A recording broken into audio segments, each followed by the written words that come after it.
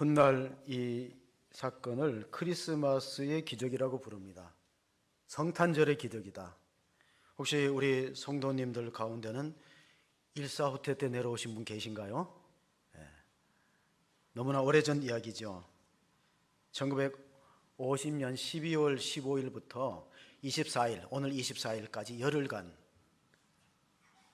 흥남부두에서 철수하는 10만의 인파를 수송하기 위해서 193척의 배가 동원됐고, 그 중에 가장 큰 배가 오늘 화면에 나왔던 빅토리, 메르디스 빅토리호입니다. 그때 식군단장, 미군 식군단장 에드워드 알몬드를 설득했던 사람, 한국 통역관 현봉학이라는 의사입니다. 이 백성을 버려두고 부대가 빠져나가면 중공군에 의해서 다 생명을 잃습니다. 어떻게 하진 살려주세요 하고 설득하는 장면을 우리가 보았습니다. 그 메르디스 빅토리호에 무기와 군수물자를 내리고 민간인이 14,000명 탔어요. 14,000명. 근데 그 14,000명 타는 중에 아이가 5명이 태어났어요. 한 명의 사상자도 없고, 거제도 장승포까지 도착하는 동안 한 명의 사상자도 없고, 새로운 생명이 5명 태어났는데 항해사가 이름을 붙였습니다. 김치1, 김치2, 태어나는 순서대로 김치1, 김치2, 김치3, 김치4, 김치5. 여러분 가운데는 없는 줄로 믿습니다. 그 아이들이 태어났기 때문에 생명이 태어난 게 이 성탄절의 기적이다. 그렇게 이름을 붙였습니다. 아마 그 결단이 어려웠을 거예요. 쉽지 않았을 거예요. 이게 흥남부두 철수 사건은 인천 상륙작전 못지않은 놀라운 6.25의 기적이다 하고 불리워지고 있습니다. 공통점이 있다면 에드워드 알몬드, 현병학 고문관, 레너드라는 그 옆에 캡틴이라는 모자 쓴 선장, 공통점이 독실한 크리스찬입니다. 이 세 사람의 공통점, 현병학 의사와 그 다음에 에드워드 알몬드라는 그 군단장, 말없이 굳은 표정으로 있는 그 군단장, 그리고 그 옆에 캡틴이라는 선장들은 다 독실한 크리스찬이었어요. 그래서 생명을 살리는 일에 중요한 결단을 했다는 겁니다.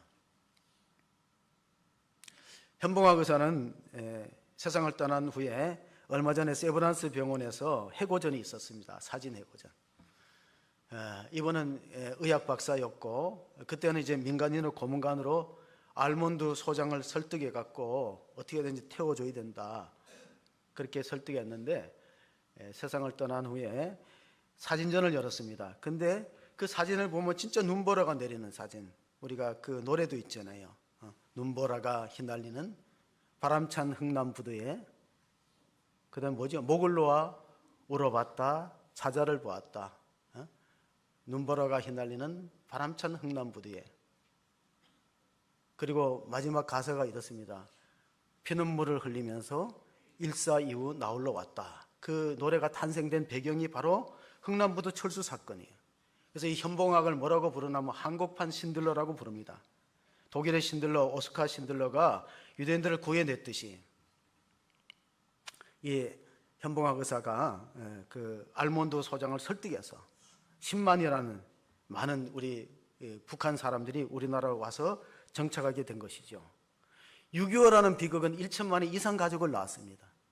아직도 우리는 허리 잘린 분단 국가로 지구상에 유일하게 남아있기 때문에 이 성탄절에 우리가 정말 평화를 위해서 기도할 필요가 있다는 사실을 깨닫게 됩니다. 어느 주일학교에서 성탄절을 앞두고 그 주일학교 선생님이 이런 질문을 했대요. 여러분, 이번 성탄절에 무엇을 받기를 원하느냐? 그러니까 아이들이 나는 강아지를 선물로 받기를 원한다. 어떤 아이들은 자전거를 선물로 받기를 원한다. 또 어떤 아이들은 우리는 가족과 함께 어디 좀 여행을 다녀왔으면 된다. 그렇게 자기 소원을 이야기하는데, 한 아이는요, 자기 가슴에 있는 사진을 꺼내서 선생님한테 보였어요. 우리 아빠인데, 아빠가 성탄절에 다시 살아 돌아오셔서 나를 한번 안아줬으면 좋겠다. 그런 이야기를 하니까 선생님이 마음이 울컥하잖아요. 그래서 내가 아빠 대신 안고 너를 위해서 기도해 주마. 예수님께서도 하나님도 우리를 사랑하셔서 그 아들을 보내주셨어. 그 말을 해주셨어요. 로마서 8장 32절 보시면 이런 말씀이 있습니다. 자기 아들을 아끼지 아니하시고 우리 모든 사람을 위하여 내주시니가 어찌 그 아들과 함께 모든 것을 우리에게 주시지 아니하겠느냐. 하나님이 우리에게 성탄절의 최고의 선물이 뭐냐면 독생자를 주신 것을 믿으시기 바랍니다. 그 아이는 아마 아빠를 일찍 잃은 것 같아요. 그래서 사진으로 늘 그리워하고 있는데 그 아빠가 살아서 자기를 한번 안아줬으면 그런 소원이 없겠다. 여러분, 국제시장 영화의 마지막 장면은 황정민이라는 주인공이, 윤독수로 나오는 주인공이 아버지 사진 밑에 자기 고백합니다. 머리가 백발이어서 아버지, 1.4.5태 때 아버지하고 저하고 헤어졌죠. 아버지는 여동생 때문에 남아있고 나는 혼자서 와서 힘든 세월을 살았습니다. 아버지, 제가 잘 살았지요. 아버지 사진 밑에서 마지막 장면이 잊혀지지 않아요. 아버지, 제가 잘 살았지요. 그런데 너무 힘들었어요. 왜냐하면 6.25 전쟁을 어릴 때 겪었지요. 또 월남전에도 갔더라고요. 영화의 주인. 그리고 서독에 파독 강부로 갔어요. 서독에 파독 강부로 가서 거기서 간호사하고 결혼해서 가정을 꾸리고, 이 모든 것이 자기의 어깨에 짊어진 무거운 짐이었어요. 뭐냐면 가족들을 먹여 살리고 공부시키기 위해서. 그래서 월남전에 목숨을 걸고 싸웠고, 또 독일 가서 지하 땅굴의 그 굴 속에서 피땀 흘리면서 고생한 내용들이 그 장면에 다 기록되어 있습니다. 하나님 우리에게 주신 선물이 뭘까요? 이사야 선지자는 독생자를 보내겠다고 이미 700년에 예언했어요. 이사야 선지자의 예언을 보면은 이사야 7장 14절에 그러므로 주께서 친히 징조를 너에게 주실 것이라. 보라, 처녀가 잉태하여 아들을 낳을 것이요 그의 이름은 임마누엘이라 하리라. 여러분, 임마누엘 하라는 이 예수님의 이름에 대해서 예언한 게 벌써 이사야 선지자가 700년 전에 예언했던 거예요. 그러므로 주께서 징조를 너에게 주실 것이고 동정녀가 잉태하여 아들을 낳으면 그 이름을 임마누엘 하라. 그래서 마태복음은 그 임마누엘에 대한 해석을 이렇게 해석합니다. 마태복음 1장 23절에 보시면은 보라, 처녀가 잉태하여 아들을 낳을 것이요 그의 이름을 임마누엘이라 하리라 하셨으니 이를 번역한즉 하나님이 우리와 함께 계시다 함이라. 자, 임이라는 것은 함께란 뜻이요. 그리고 인과 함께, 임이란 함께다. 마누는 우리란 뜻이요. 엘은 하나님의 뜻이 히브리 말인데, 임마누엘은 하나님이 우리와 함께 하신다. 하나님이 우리와 함께 하시는 방법이 뭐냐? 하나님이 어떻게 우리와 함께 하시느냐? 하나님이 우리와 함께 하는 임마누엘의 방식은 한 아기로 태어나는 거예요. 이게 하나님의 어떤 놀라운 반전이고 히든 카드라고 볼 수 있어요. 하나님이 하늘에서 뭐 구름을 타고 내려오시는가 왕으로 태어나는 게 아니라 오늘 장로님이 기도하셨던 것처럼 천한 그 말구의 낮은 모습으로 나타났다. 우리를 구원하시기 위해서. 그래서 이사야 선지자는 여기에 대해서 오늘 이렇게 밝히고 있습니다. 이사야 오늘 읽었던 말씀 본문의 6절을 보시면 이는 한 아기가 우리에게 낳고 한 아들을 우리에게 주신 바 되었는데 그의 어깨에는 정사를 메었고 그의 이름은 기묘자라 모사라 전능하신 하나님이라 영존하시는 아버지라 평강의 왕이라 할 것임이라. 자, 이사야 선지자가 활동했을 때는 예수님이 오시기 700년 전이에요. 주전 8세기입니다. 나라가 참으로 어렵고 힘든 시기에 아하스라는 왕이 그 예언자 이사야를 통해서 들은 말씀이 한 아기가 태어날 것이다. 근데 한 아기에는 많은 명칭이 있어요. 수식어가 많은데 여러분 다시 보시면은 한 아기에 대해서 이런 많은 수식어가 붙은 적이 없어요. 한 아기를 우리에게 주셨는데, 한 아들을 우리에게 주셨는데 어깨에는 6가지 수식어가 있는데 어깨에는 정사를 메었다는 건 뭡니까? 역사를 이끌어가는 지도자라는 뜻입니다. 정사를 메었다는 것은 역사를 이끌어가는 지도자다, 주관자다. 그의 이름은 기묘자라 모사라. 이 기묘자는 뭡니까? 지혜로운 사람이고 우리의 모든 형편을 아시고 상담할 수 있는 카운슬러, 모사라, 전능하신 하나님이라. 아기에다가 전능하신 하나님이라는 이름을 붙였어요. 영존하시는 아버지라 평강의 왕이라 할 것임이라. 이것은 역사상에 여기에 해당되는 사람이 없을 거예요. 예수님 외에는, 유일하신 예수님 외에는 없다는 거예요. 그러면 이 아하스가 통치했던 남유다의 상황이 어떠냐? 여러분, 아하스는 20살의 왕이 되었어요. 이스라엘의 왕이 되었어요.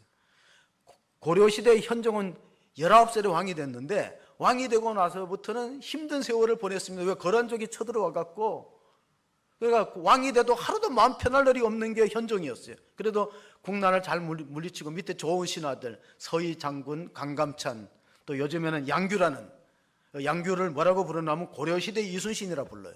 그런 충신들이 왕을 보필하고 나라를 위해서 목숨 걸고 싸워서 고란족을 물리쳤지요. 근데 아하스라는 왕 밑에는 그런 충성스러운 신하도 없고 예언자가 있는데 이사야가 예언하기를 하나님을 의뢰해야지 외세를 의지해서는 힘들다는 거예요.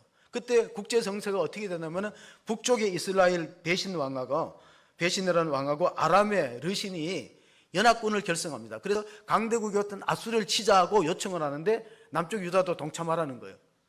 아하스 왕도 동참해서 우리가 저 아수르가 너무 강하니까 저대로 둬서는 안 된다. 아수르를 우리가 쳐서 먼저 선제 공격해서 북쪽 이스라엘하고 아람, 수리아 연합군들 동참하라 그럴 때 이 아하스는 생각합니다.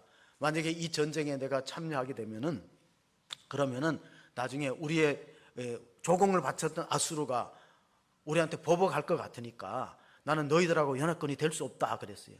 그랬더니 이제 어떤 상황이 되냐면은 아수르를 치는 걸 거절하니까 북이스라엘하고 아람 군대가 그러면 너희들부터 치겠다고 쳐들어오는 상황이에요. 나라의 국군이 풍전등화 같은 상황 속에서 이사야가 예언하기를 이쪽 저쪽도 의지하지 말라는 거예요. 아수르가 우리를 도와줄 원군이라고 생각하지 말라는 거예요. 우리가 100여 년 전에 구한 말에 우리 백성들 사이에는 이런 말이 있어요. 미국 사람 믿지 말고 소련 사람 속지 말고 일본 사람 일어나니 조선 사람 조심하라 그랬어요. 우리가 어디에서 나라의 식민지가 됐어요? 일본이요. 저는 역사를 배우면서 좀 속에서 마음에 안 드는 게 뭐냐면 청일 전쟁, 노일 전쟁을 다 우리나라에서 했더라고요. 지들 나라에서 안 하고 왜 우리나라에서 하냐고. 청일 전쟁, 노일 전쟁은 다른 나라끼리 전쟁인데 그래서 우리나라의 속담이 뭐 있죠?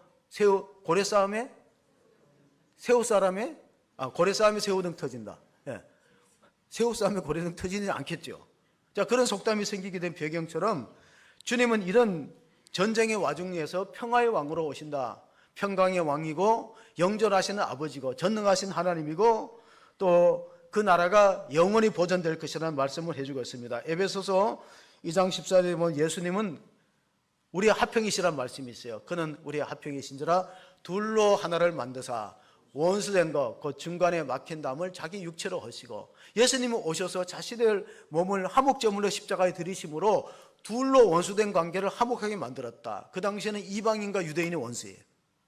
하나가 만들었죠. 하나님과 우리 사이가 원수된 걸 하나로 만드시는 것이 주님이 오신 목적이다. 그는 우리의 화평이고 평화의 왕으로 오셨습니다. 그러나 이 인류 역사에 보면요, 전쟁이 없었을 때가 없어요.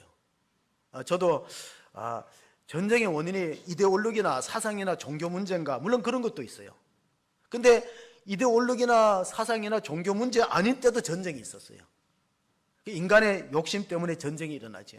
우리는 남의 나라를 외세를 별로 침략하지 않았지만 일본은 우리나라를 거쳐갖고 중국까지 만주까지 지배하려고 임진왜란부터 호시탐탐 노리지 않았습니까?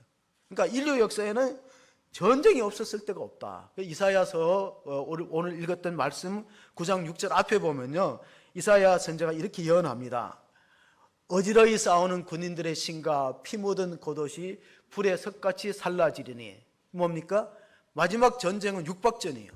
그러면 갑옷이나 이 군복에 피가 묻는데 그걸 다 태워버린다는 건 이제는 전쟁이 없을 것이다. 한 아기가 평화의 왕으로 오시면 전쟁이 없고 그의 나라는 다윗의 위를 이어받아서 영원히 보존되리라 는 말씀이 7절의 말씀입니다. 그 정사와 평강이 더함이 무궁하며 또 다윗의 왕자와 그의 나라에 군림하여 그 나라를 굳게 세우고 지금 이후로 영원히 정의와 공의로 그것을 보존하실 것이라. 만군의 여호와 열심히 이를 이루시리라. 한 아기 예수님을 통해서 이루어지는 하나님의 나라는 소멸되지 않는다는 말씀이에요. 지상의 나라는 있다가 없어지고 어떤 나라가 강대국이 되면 다른 나라를 침략해서 소멸되게 되지만 하나님의 나라는 영구히 이 땅에 설 것이니까 우리가 역사의 한 단면을 보고 낙심하거나 좌절하지 말라.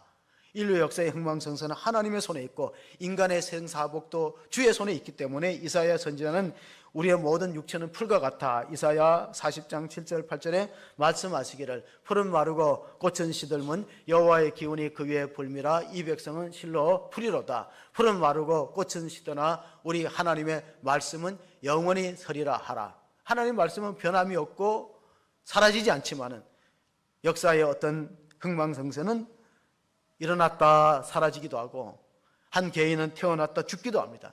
우리가 피할 수 없는 네 가지가 있어요. 사람으로 태어나면은 한계 상황이 네 가지 있는데, 첫째는 우리 인간의 한계 상황의 첫째는 우리는 죽을 수밖에 없는 존재다. 우리가 죽음을 피할 수 있는 존재가 아무도 없다는 거예요. 첫째, 죽음의 존재다. 두 번째는 우리가 제한적인 존재다. 우리는 수명의 제한이 있는 것뿐 아니라 건강의 제한도 있고 물질의 제한도 있어요. 또 시간과 공간의 제한을 받고 살아가요. 우리는 어떤 한계 상황 속에 제한적인 존재지, 우리가 가지고 있는 자원이 무한하지 않다는 거예요. 인간은 죽을 수밖에 없는 존재고 제한적인 존재다. 그리고 또 하나, 우리는 죄된 존재라는 겁니다. 생각해 보십시오. 우리는 죄를 지어서 죄인이 되는 존재가 아니에요. 성경은 이렇게 말씀합니다. 우리는 원죄가 있기 때문에 죄인으로 태어나니까 죄 짓기 쉬운 거지, 죄를 지어서 죄인이 된 것은 아니다. 말하자면 우리가 어린아이가 태어나면 유아세례를 베푸는 이유가 뭡니까? 아이는 죄를 지을 능력이 없어요. 그러나 아이 자체가 원죄를 유전으로 받는 거예요. 그래서 유아세례를 베풀어서 죄사함의 은총을 허락하는 거죠. 그러니까 잘 아셔야 됩니다. 인간은 죄를 지어 죄인 되는 존재가 아니고 죄인으로 태어나니까 죄를 짓는 게 너무나 쉬워요. 한 가정에 아이들이 많이 키울 때 보면 부모님은 싸우지 말고 화목하게 지내라, 욕심 부리지 말라 그래도 아이들은 자동적으로 다투고 욕심을 부려요. 내 것이라고 해요. 죄인으로 태어나기 때문에 그렇습니다. 예수님께서 동정녀의 몸에서 태어난 이유가 뭘까요? 원죄 없이, 우리는 다 원죄, 아담의 원죄가 유전됩니다. 원죄 없이 죄 없는 몸으로 우리의 죄를 대속하기 위해서 동정녀의 몸에서 태어나기 때문에 우리 인간은 자기가 자기를 구원할 수 없는 존재다. 네 번째, 우리의 한계 상황의 첫째는 우리는 죽음의 존재고 죄된 존재고 제한적인 존재고, 또 하나, 우리는 스스로 자기를 구원할 수 없어요. 물에 빠진 사람이 자기 머리카락 당긴다고 살아날 수 있습니까? 누군가가 와서 건져줘야 돼요. 이사야 선지자가 계속 강조한 내용이 뭡니까? 이사야라는 히브리 말은 여호와는 나의 구원이라는 뜻입니다. 신약으로 오면 예수라는 말하고 이사야는 동일한 이름이에요. 이사야, 예수. 하나님은 나의 구원이시다. 예수라는 이름은 저가 자기 백성을 그들의 죄에서 건질 자라는 의미가 담겨 있습니다. 그래서 이사야 선지자가 강조하는 것은 구원은 오직 하나님으로부터만 오는 것이다. 이사야 43장 11절 12절 보시면은 나 곧 나는 여호와라, 나 외에 구원자가 없느니라. 내가 알려주었으며 구원하였으며 보았고 너희 중에 다른 신이 없었나니 그러므로 너희는 나의 증인이요 나는 하나님이라 여호와의 말씀이니라. 자, 이사야 선지자가 왕 앞에 충언을 합니다. 왕이여, 외세를 너무 의지하지 말고 하나님을 의지하세요. 역사의 주관자, 흥망성쇠를 이끌 분은 하나님인데 어떤 외세를 의존하다 보면 낭패를 당하고 어려움을 겪습니다. 그렇게 강조하는데 이 아하스는 믿음이 없었어요. 그래서 우상을 섬기고 하나님의 다윗의 길, 자기 조상이 다윗인데 다윗의 길을 따라 행하지 않고 이 아하스의 아들이 히스기야인데, 히스기야는 그나마 그래도 아버지를 닮지 않았어요. 다행한 것은 히스기야 왕은 하나님을 의지해서 아수르 군대를 기도로 물리쳤는데 하나님 성전에 가서 열심히 기도했더니 하나님께서 아수르의 군대를 18만 5천 명이 새벽에 다 죽음으로 시체로 변했어요. 아수르 군대. 그 아수르가 이스라엘에게 도와주는 것 같지만 실제로 도와주지 않아요. 저는 안타까운 게 6.25 때 인천 상륙작전이 성공했잖아요. 근데 중공군이 인해 전술로 안 밀고 왔고 일사후퇴가 없었으면 우리는 통일국가가 되는 거예요.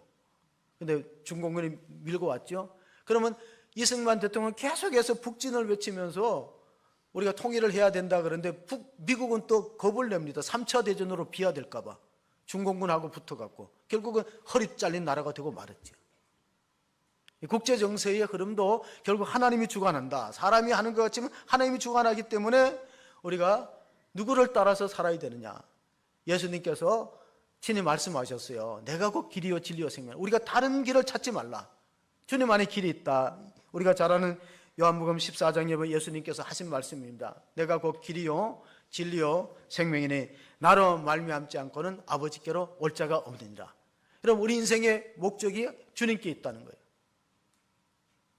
길이요 진리요 생명 되시는 주님을 떠나서 살면 어떻게 될까요? 다 살고 나면 후회, 허무와 절망을 남깁니다. 그런데 길과 진리와 생명을 따라가면 이걸 피할 수 있는 거예요. 길과 진리와 생명이 있은 주님을 따라 살면 인생의 마지막에 허무와 후회와 절망을 벗어날 수 있는 거예요. 그래서 예수님이 오신 거예요. 우리의 생명의 영생의 길을 인도하기 위해서. 그래서 영생을 얻는 방법은 뭐냐? 요한복음 17장 2절 3절 자, 같이 읽어봅니다. 아버지께서 아들에게 주신 모든 사람에게 영생을 주게 하시려고 만민을 다스리는 권세를 아들에게 주셨음이로소이다. 영생은 곧 유일하신 참 하나님과 그의 보내신 자 예수 그리스도를 아는 것입니다. 여러분, 영생은 하나님 아버지와 그의 보내신 자 예수님을 아는 건데, 우리가 성탄절에 축제의 날이라고 흥청망청하고 예수님을 우리 마음에 모시지 못하면 그는 의미가 없는 거예요. 영생은 하나님 아버지와 그의 보내신 자, 그 아들 예수 그리스도를 알고 우리 마음에 모시면 그 사람은 의미 있는 성탄절을 보내는 거예요. 그런 은혜가 여러분에게 있기를 주의 이름으로 축원합니다. 역사의 키는 하나님이 지고 가시고 또 우리 인생의 모든 길이와 진리와 생명도 하나님께 있기 때문에 우리가 하나님을 떠나서는 참 구원에 이를 수 없다. 사도 바울이 회심하고 나서 그 믿음의 아들 디모데에게 주는 말씀이 있어요. 교훈이 있는데 디모데전서 1장 15절 16절에 보면 자기 고백입니다. 밑보다 모든 사람이 받을 만한 이 말이요, 그리스도 예수께서 죄인을 구원하시려고 세상에 임하셨다 하였도다. 죄인 중에 내가 개선이라. 그러나 내가 공유를 입은 까닭은 예수 그리스도께서 내게 먼저 일체 오래 참으심을 보이사 후에 주를 믿어 영생 얻는 자들에게 본이 되게 하려 하심이라. 여러분, 우리가 성탄절에 받을 수 있는 은혜가 세 가지 있네. 첫째는 내가 죄인의 개수라는 걸 깨닫는 거예요. 내가 내 힘으로는 구원에 이를 수 없다. 그리고 다시 16절을 보시면요,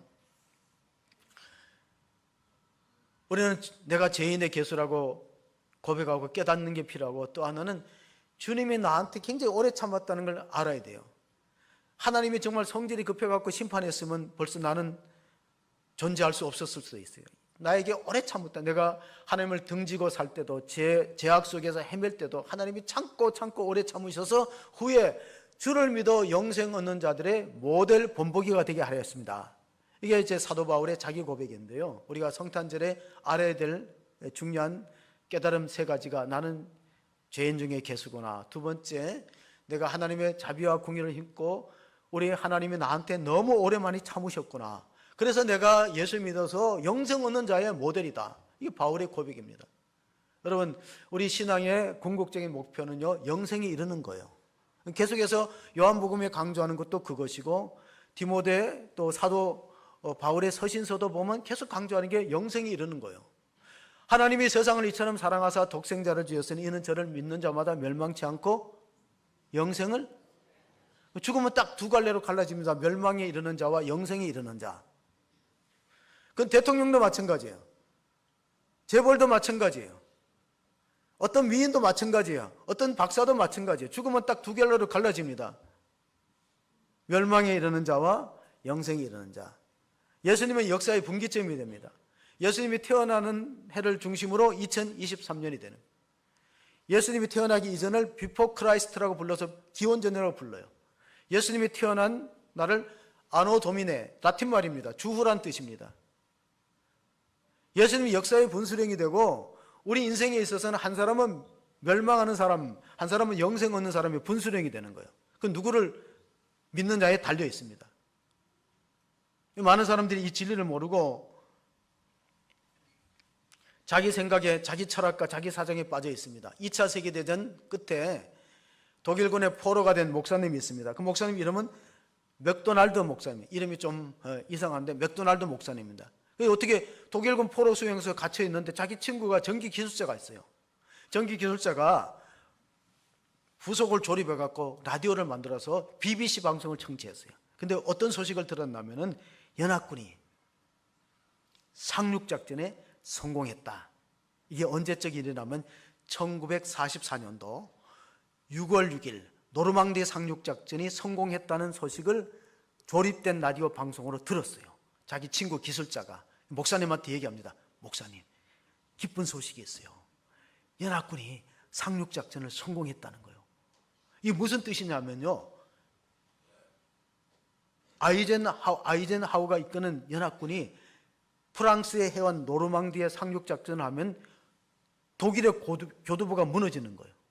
그럼 독일은 폐색이 짙어지고 연합군이 승리되면 포로 수용소에 있는 사람이 이제 자유의 몸으로 나올 판이에요. 그러니까 이 소식이 수용소 안에 암암리에 퍼지는 거예요.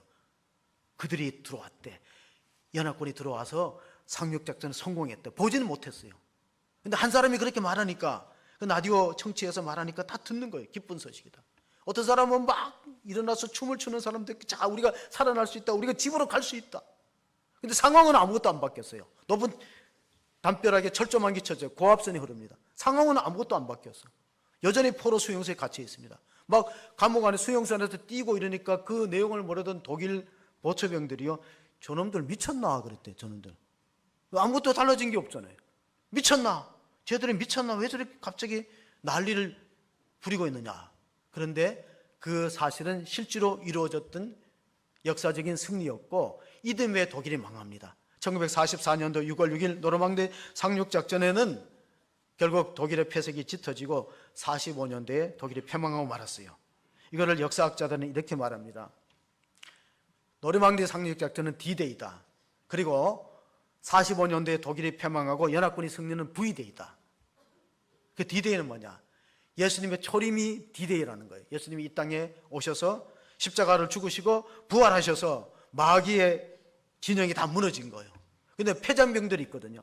마귀의 패잔병들이 역사의 종말에 한 사람이라도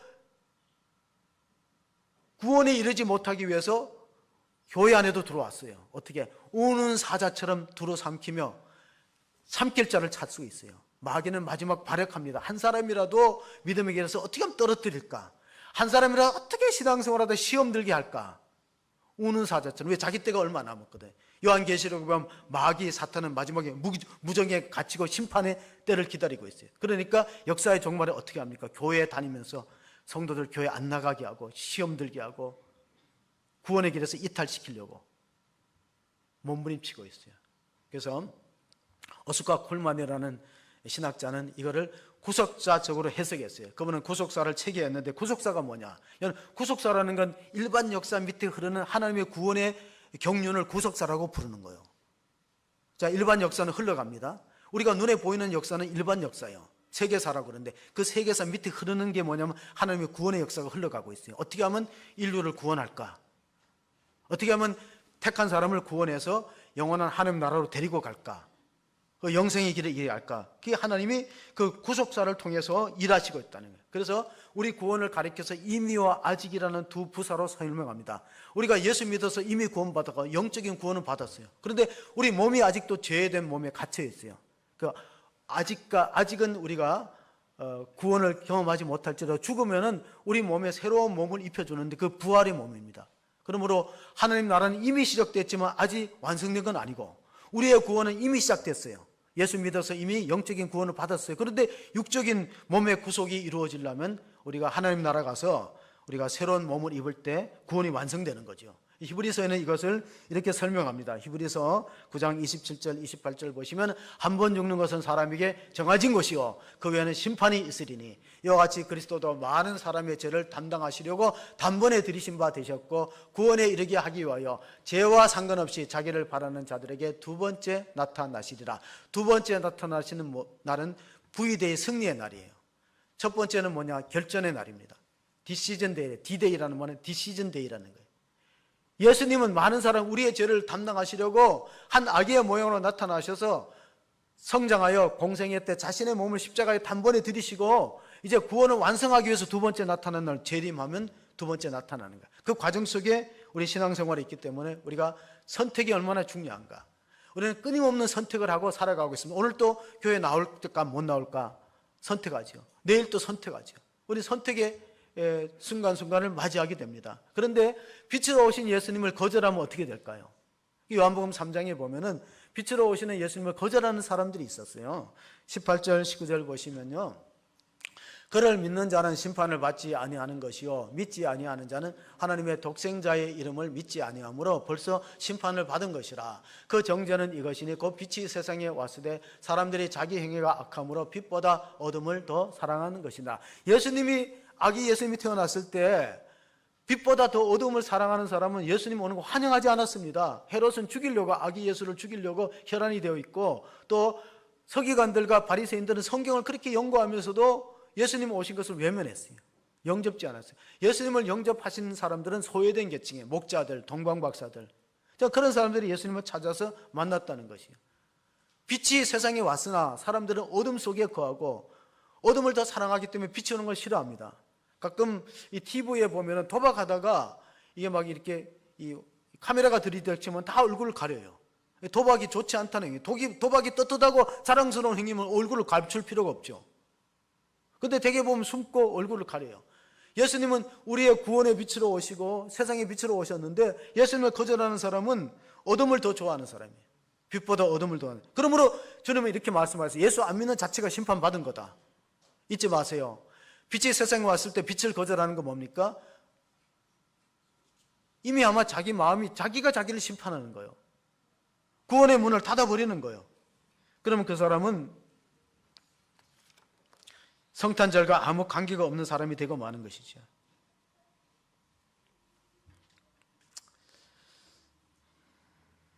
영국의 뛰어난 작곡가 한 분이요, 재능은 좋은데 빛을 못 봤어요. 이 사람은 뛰어난 작곡에 재능이 있는데 어떻게 잘 안 풀려. 그런 사람 있잖아요. 그래서 초연 때마다 실패하고 55살, 55살, 56살 때는요, 밑바닥에 처합니다. 빚이 많이 누적됐어요. 그러니까 빚쟁이들이 감옥에 집어넣겠다고 협박을 합니다. 몸이 한쪽에 마비가 왔어요. 뇌졸중 같은 현상으로 편마비가 왔어요. 그러니까 작곡가로 재능도 발휘 못하고 빚더미 속에서 못 맞아 그러니까 죽음을 결심합니다. 그런데 좋은 친구가 있었어요. 인생의 끝자락에서 내가 죽음을 생각하고 있을 때 찰스 제닌스라는 친구가 신앙이 좋아요. 돈도 많은 부호가 친구입니다. 그분 가서 만나서 말합니다. 아직 포기하기는 이르자. 자네는 뛰어난 재능이 있는데 왜 벌써 포기하느냐. 낙심하지 말고 내가 주는 책을 한번 다 잘 읽어보라. 예수님의 생애에 대한 성경 말씀을 골라놓은 거예요. 이걸 읽고 영감을 얻어서 다시 한번 도전해보라 그래서 이분이 그 책에 빨려 들어갔어요. 핸델이라는 위대한 작곡가인데 핸델이 이 책에 깊이 빠져들어갔고 은혜를 받고 영감을 얻어서 24일 동안 먹지 않고 자지 않았대. 24일 동안 침식을 잊고 작곡해낸 곡이 메시아라는 대곡이야. 핸델의 메시아. 오늘 우리 성가대에도 연습하는 걸 보니까 전능한 주께서 다스리네 하고 찬양 연습하기 때문에 이 어려운 곡을 우리 성가대가 하는구나 하고 제가 마음속으로 참 감탄하고 또 기대를 하고 있는데, 이 핸델의 메시아의 마지막 할렐루야 할 때요, 국왕도 일어섰대요. 너무 감동스러운 만왕의 왕 만주주 되신 앞에 내가 앉아 있을 수 없다. 한 아기가 태어났는데, 오늘 이사야 선지자가 예언하기를 한 아기가 태어났는데 그 아기에는 6가지 수식어가 붙었어요. 정사를 어깨에 메었다. 역사를 이끌어가는 주관자다. 정사를 어깨에 메었고 기묘자라 모사라 전능하신 하나님이라 영존하시는 왕이라 평강의 왕이라. 영존하시는 왕, 평강의 왕이시다. 그래서 예수님이 태어날 때 지극히 높은 곳에서는 하나님께 영광이요 땅에서는 기뻐하신 이런 사람들 중에 평하라 하는 말씀이 선포된 거예요.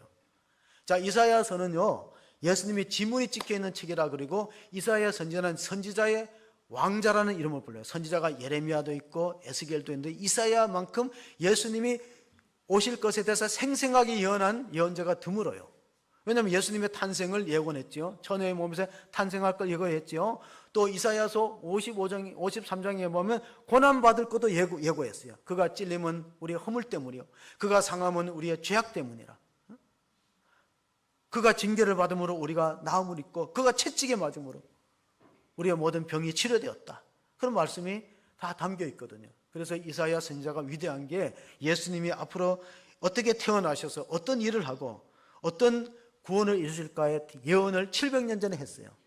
그래서 이사야서를 가만히 보면은 1장에서부터 39장까지는 징계와 심판의 메시지가 있고 40장부터 66장까지는 위로와 구원의 메시지가 있어요. 이게 뭐냐, 성경의 구조와 똑같아요. 성경의 축소판이야. 우리가 구약이 39권이고 신약이 27권이다. 합쳐서 몇 권이죠? 제가 세례 문답할 때 우리 세례 받으신 분들한테 가르쳐 줬어요. 3구는 뭐냐니까 3구는 27이다. 구약이 39권이다. 신약이 27권이다. 외우기 어려우면 3구만 알면 된다. 3구 27. 그러면 합치면 66권이 성경인데, 이사야서는 39장까지는 심판과 징계의 메시지, 구약의 패턴입니다. 40장부터 66장까지 27장은 위로의 메시지야. 내 백성을 위로하라. 세계의 종교는요 2가지가 있어요. 눈의 종교가 있고 귀의 종교가 있어요.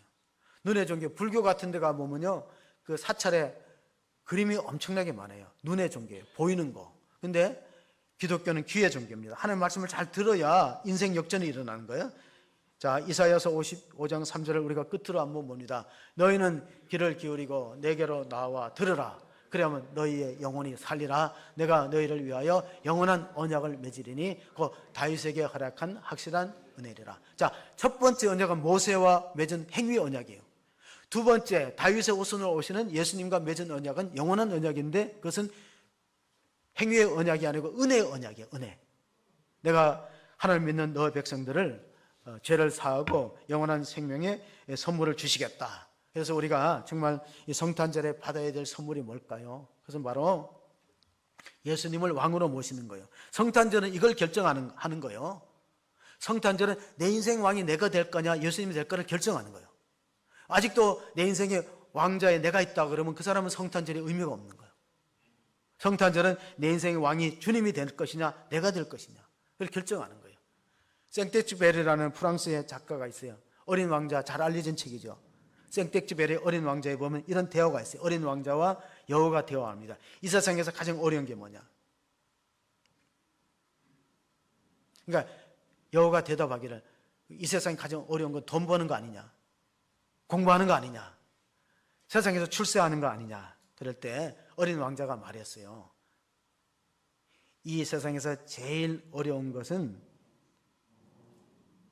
다른 사람의 마음을 얻는 것이다. 그러니까 이 세상에서 제일 어려운 건 상대편의 마음을 얻는 거예요.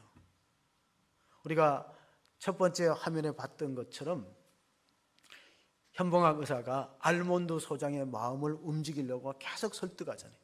사람 마음 얻고 움직이는 게 굉장히 어려운 건데 예수님은 한 아기의 모습으로 오셔서 우리의 마음을 얻으려고는 하나님의 카드예요.